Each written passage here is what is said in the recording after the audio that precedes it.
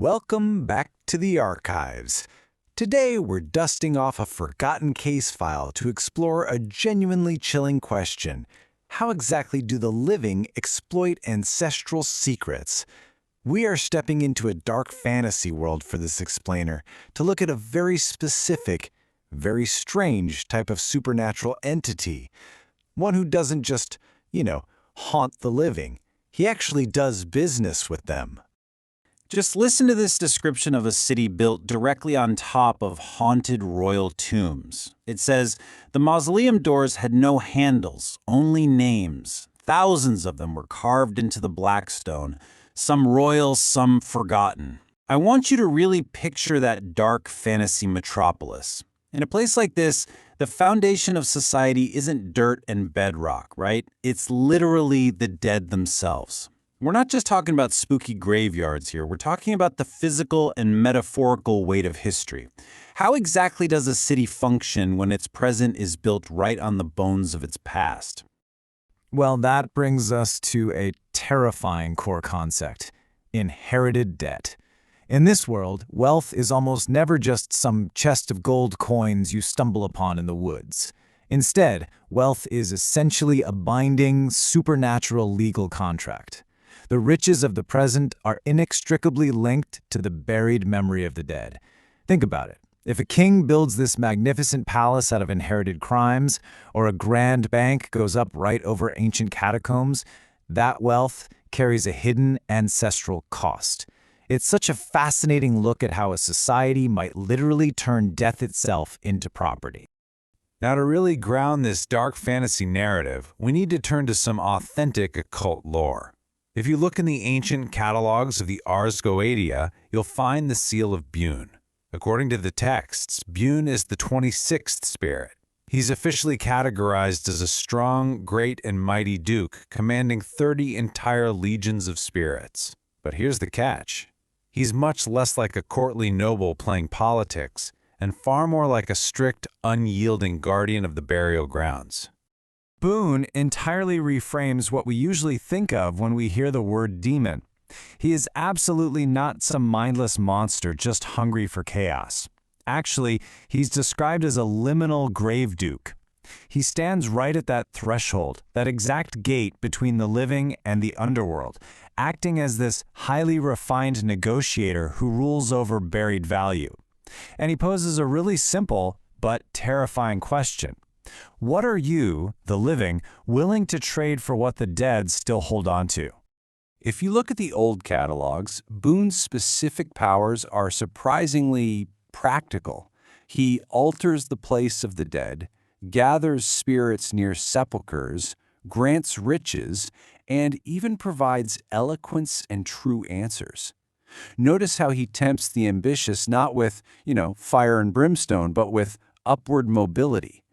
It's almost darkly funny just how alluring these offerings are to everyday human greed. But remember our theme here. Every single one of these gifts comes with the permanent chill of the grave attached to it. To really understand how he operates, we've got to break down his terrifying three-headed form. First up, the head of a dog. Now, this isn't just there to look scary. It represents deep, instinctive memory.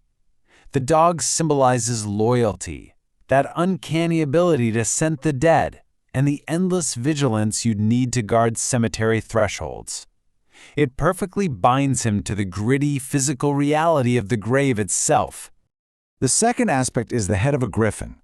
As a creature of myth, it represents royal treasure, fierce nobility, and hybrid majesty. It symbolizes the impossible, ancient power of hoarded fortunes. Because Bune isn't just down there guarding brittle bones, right? He's guarding sacred wealth, the exact kind of wealth that builds sprawling dynasties and ruins mighty kingdoms. But honestly, it's the third head that is the most dangerous, the human head. This one symbolizes eloquence, reason, and a profoundly dangerous intelligence. This is the source of his famous high, calmly, and commanding voice. It's this distinctly human element that lets Bune take greedy, self-serving bargains and make them sound perfectly noble. He actually leverages human legal concepts, things like confession and inheritance, to legally and morally bind his victims. So when you synthesize all these symbols together, the dragon's underworld guardianship, the sepulchre's fragile boundary of memory, and the alluring temptation of riches, this terrifying, complete picture emerges. Bune doesn't just attack people with claws or hellfire. No, he negotiates with them. He interprets what's been forgotten and literally weaponizes history itself as his leverage. Let's actually pull a specific story from the files to see this in action. Picture a bankrupt noble house. They are absolutely ruined, just suffocating under their debts, and totally desperate to reclaim their former glory. So what do? They descend into their own ancestral crypt. It's this crumbling, magnificent mausoleum carved of black stone and draped in antique gold, and they're down there searching for a lost fortune they believe will finally save the family name. They light their candles, pressing deeper and deeper into the suffocating dark. But as the last candle burns blue, the floor beneath them begins to breathe. The tomb itself suddenly transforms into a court. All the long-dead ancestors surrounding them become silent witnesses to what's happening. And then the terrifying realization dawns on the family. That fortune wasn't lost at all. It was being guarded by an entity that remembers every single betrayal it took to build that wealth in the first place. And out of the smoky green light, Bune arrives. He doesn't roar. He speaks in a voice that is bright, elegant, and just terrible in its politeness. He looks at them and asks simply, "What inheritance are you prepared to deserve?" It's such a masterful, chilling moment. He's issuing a supernatural contract right then and there, demanding to know if they're truly willing to take on the moral weight of their ancestors' worst sins in exchange for the gold.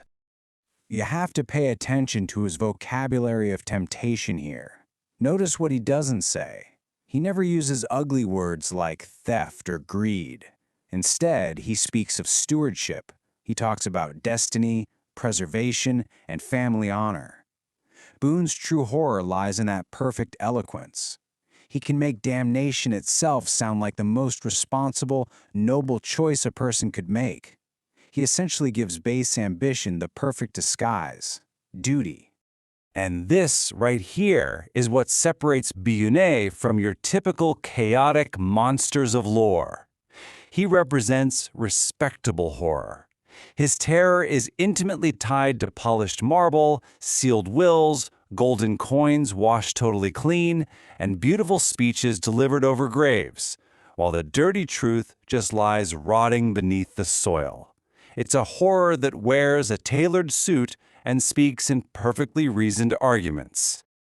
The absolute core fear at the heart of this lore is beautifully simple. The dead keep records, and wealth has a memory. Whether Bune is handing over a sudden gift of riches or an unnatural burst of eloquence, there's always a hidden ancestral cost. You cannot become rich, wise, or persuasive through his bargains without asking exactly who owned that gift before you did and who had to die for it. The ultimate lesson in Bune's ledger is that legacy is not innocence.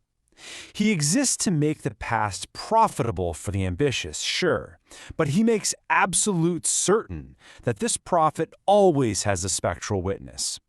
He forces the living to realize that inheritance, in all its golden, shiny glory, can actually be an incredibly beautiful, entirely inescapable form of debt. So, as we close up this case file and step back out into the light of the present day, I want to leave you with one profoundly unsettling question.